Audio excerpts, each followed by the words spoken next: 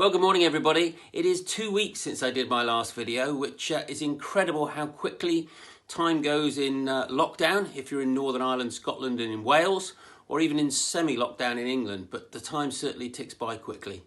So what's the update? Well, let's start with still the hottest topic in the travel industry, and that is getting customers refunds. So I've got some data for you in terms of where we're at with that, and I'm absolutely delighted to say that over 3/4 of our customers already have their refund in their bank, which is wonderful news and testament to the tremendous job my staff have done in all of our shops. Now, 25% of the people therefore are saying, well, that's fine for them, but where's my money? Which is a great question. So what I wanted to do is just let you know what we're doing about that 25%. So they fall into a number of categories, the principal two being suppliers or holiday companies that have said, yes, we're going to refund, but the time they've given us to refund the money, we deem to be just simply too long. So there's those.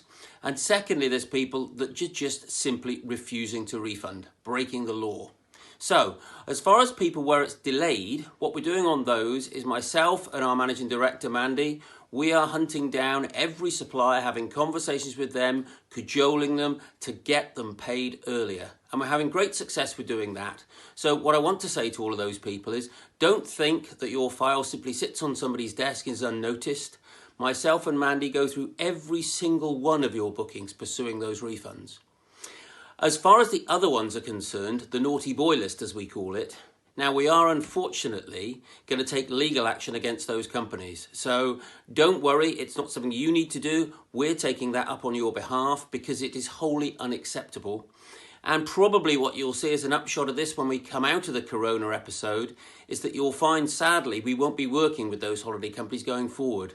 Because quite honestly, if that's the way they treat our customers, it's not good enough as far as we're concerned. We understand with their financial predicament, but at the end of the day, enough time to get the refund has now passed. So, summary of that, don't worry. If you're one of those 25%, we are chasing each one down for you.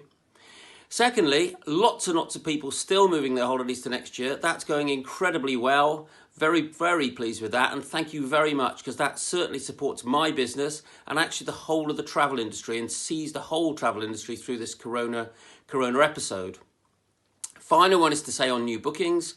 I mentioned they're coming in, and there was some news in the media this week that bookings for next year are flooding in. Now, I'm not going to insult your intelligence and say that. What I will say is the trickle that we had is certainly building quite strongly, and I think smart people are inking something in for next year and locking in a low price, so that's definitely building. I'll finish with one final bit of really good news. A few weeks ago, I moaned on this video that my past employer, TUI, were appallingly refunding customers in 12 months' time from their departure date. I am delighted to say they've changed that approach and they're now refunding in 28 days. So perhaps they watch these videos and listen. Whichever, I'm really, really delighted.